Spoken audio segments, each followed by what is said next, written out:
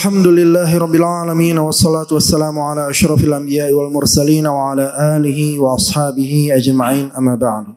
Alhamdulillahirabbil alamin, segala puji bagi Allah Subhanahu wa taala, salawat beserta salam kepada nabi kita Nabi Muhammad sallallahu alaihi wasallam. Dan juga kita bergembira pada hari ini kedatangan tamu yaitu Syekh Salim Omar Al-Hadrami yang insyaallah akan membawakan nasihat untuk kita. Narhabu bi hudurikum ya syekhana, ahlan wa sahlan wa marhaban. Dan insyaallah kita akan dengarkan nasihat dari beliau. Falyatafaddal mashkura. Bismillahirrahmanirrahim. Alhamdulillahi rabbil alamin. Wassalatu wassalamu ala asyrafil anbiya'i wal mursalin nabiyyina Muhammadin wa ala alihi wa sahbihi ajma'in. Allahumma lakal hamdu fis sarra'i wad dharra'. اللهم لك الحمد على كل حال. اللهم لك الحمد أن بلغتنا شهر رمضان. اللهم لك الحمد أن أعنتنا عليه على الصيام والقيام وتلاوة القرآن. أحبتي في الله، أحييكم جميعا بتحية أهل الجنة. السلام عليكم ورحمة الله تعالى وبركاته.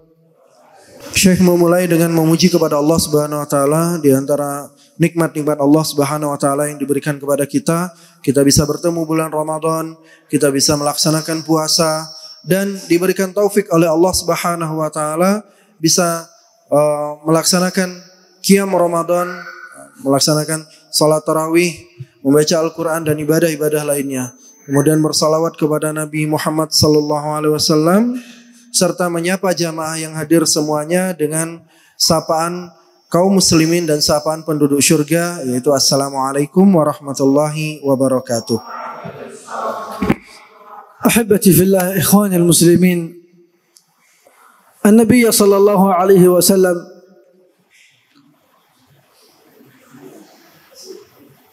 yusina fi syahri Ramadan an nukthira fihi من العبادة والطاعة.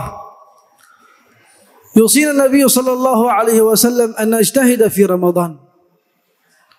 كان النبي صلى الله عليه وسلم يبشر أصحابه فيقول: أتاكم شهر رمضان، أتاكم شهر رمضان، شهر تفتح فيه أبواب الجنان. يبشرهم ويحمسهم ويشجعهم على المجاهدة في هذا الشهر العظيم. أتاكم شهر رمضان، شهر تفتح فيه أبواب الجنان وتغلق فيه أبواب النيران وتصفد الشياطين وينادي مناد أي يا باغي الخير أقبل ويا باغي الشر أقصر. إذن شهر رمضان شهر المسارعة إلى الخيرات، والذين يؤتون ما آتوا وقلوبهم وجلة أنهم إلى ربهم راجعون أولئك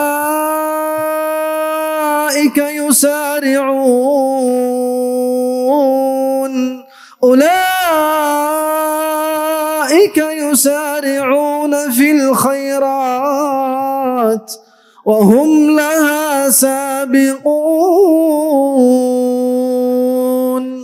وفي آية أخرى: والسابقون السابقون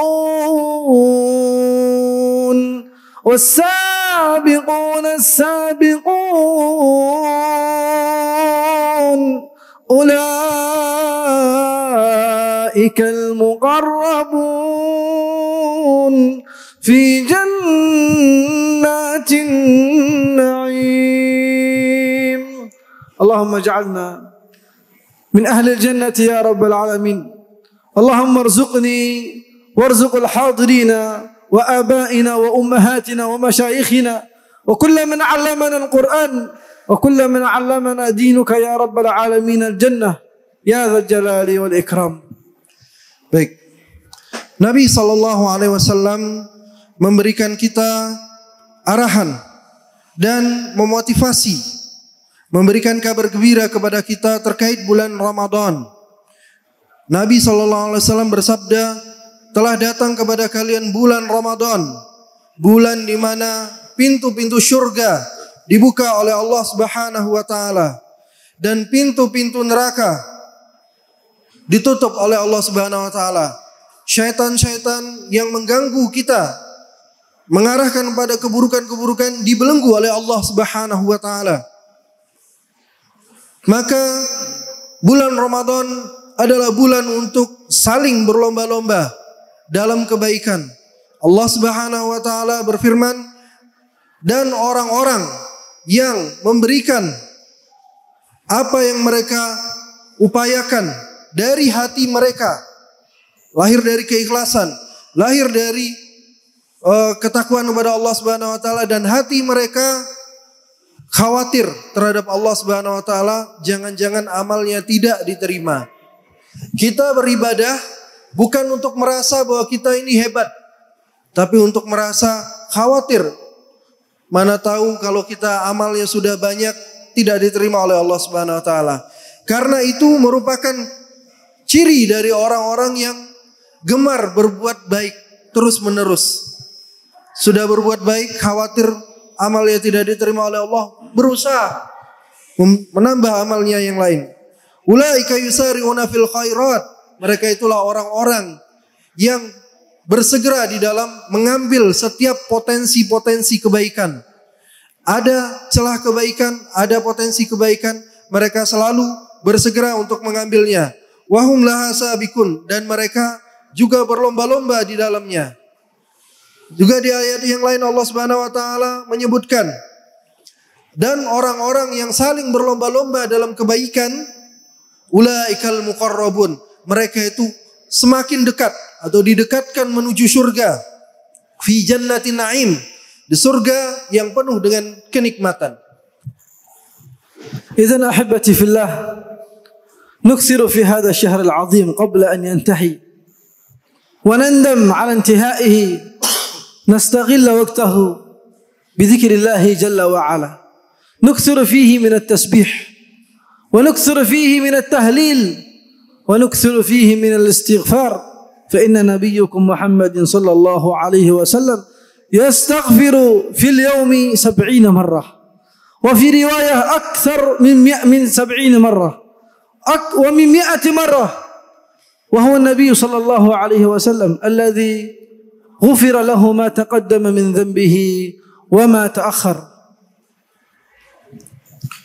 Di bulan yang penuh dengan keberkahan dan kebaikan ini, Rasulullah SAW juga menganjurkan kepada kita untuk memperbanyak tasbih, tahmid, tahlil, dan istighfar, minta ampun kepada Allah Subhanahu wa taala. Dalam riwayat disebutkan Nabi SAW meskipun dosanya yang telah lalu dan yang akan datang diampuni oleh Allah, Nabi meminta ampun kepada Allah setiap hari 70 kali. Dan dalam riwayat yang lain bahkan lebih daripada itu, bahkan sampai 100 kali dalam satu hari. Lalu bagaimana dengan kita yang belum punya jaminan apa-apa di sisi Allah Subhanahu wa taala? ومن الأعمال الخيرة في شهر رمضان، شهر القرآن، شهر العبادة، الصدقة أحبة في الله. يقول النبي صلى الله عليه وسلم: أفضل الصدقة صدقة في رمضان. ويقول حبيبنا محمد صلى الله عليه وسلم: ما نقص مال من صدقة. وأيضا قال: داووا مرضاكم بالصدقات، داووا مرضاكم بالصدقات. إن كنت مريضا أو كانت زوجتك مريضة، ابنتك مريضة، ابنك مريض، والدك مريض، فالنبي صلى الله عليه وسلم أعطانا العلاج وقال: داووا مرضاكم بالصدقات. ضع الصدقة صدقة بنية الشفاء. قل يا الله هذه صدقة أريد بها الشفاء لأبي أو لأمي أو لنفسي. فإن الله سبحانه وتعالى حتما سيشفينا من الأمراض والأسقام بإذن الله تعالى. Di antara ibadah-ibadah lain yang juga cukup penting di bulan Ramadan ini adalah memperbanyak sedekah. Rasulullah SAW bersabda, sebaik-baik sedekah adalah sedekah yang dilakukan di bulan Ramadan. Dalam hadis lain Rasulullah juga mengingatkan kepada kita agar tidak pelit dalam bersedekah, bahwa sedekah yang kita keluarkan tidak akan mengurangi harta kita. Justru kita dapatkan bahwasanya ketika kita bersedekah, berinfak, manfaatnya kembali kepada kita. Bukankah masjid ini kita bangun dari harta kita, kita ambil manfaatnya, dan pahalanya tetap di sisi Allah Subhanahu wa taala. Bahkan setiap orang yang sujud di dalamnya juga mendapatkan pahala dari Allah.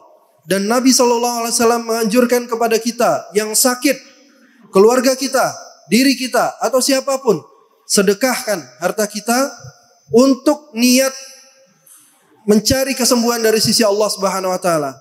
Niatkan bersedekah lalu minta kepada Allah, ya Allah, sembuhkan penyakit saya, sembuhkan penyakit ayah saya, ibu saya, atau istri saya. وأيضا النبي صلى الله عليه وسلم يحث أمهاتنا ونساء المسلمين أن يكثرن من الصدقة، لا أن يتصدقن فقط بل يكثرن من الصدقة، لأن النبي صلى الله عليه وسلم قال يا معشر النساء تصدقنا فإني أراكن أكثر أهل النار. النبي صلى الله عليه وسلم يحب أمهاتنا، يحب نساء المسلمين، لا يريد لهن النار، لا يريد لهن نار جهنم، لذلك يعطيهن النصيحة والتوصية فيقول لهن تصدقنا فإني أراكن أكثر أهل النار أكثر أهل جهنم والعياذ بالله. Selain itu, dalam hal sedekah Rasulullah sangat menekankan khususnya kepada ibu-ibu, kepada istri-istri kita, kepada anak putri kita. Sebagaimana sabda Rasulullah, wahai para perempuan, banyak-banyaklah bersedekah. Sesungguhnya aku melihat kebanyakan penduduk surga adalah para wanita. Dan dalam hadis yang lain Rasulullah juga sebutkan, jagalah diri kalian dari api neraka walau hanya dengan bersedekah sekeping kurma. Artinya sedekah ini adalah menjadi penghambat kita untuk masuk ke dalam neraka, khususnya kepada para ibu-ibu. Rasulullah sangat peduli kepada keluarga kita yang ibu-ibu, ibu kita, saudari kita, istri kita, anak perempuan kita, ajarkan mereka banyak-banyak bersedekah. Rasul ketika menyuruh mereka untuk bersedekah, mereka lepaskan anting mereka, mereka lepaskan gelang dan kalung mereka. Dengan tujuan, ya Allah, saya takut neraka. Mudah-mudahan ini bisa mencegah saya dari neraka.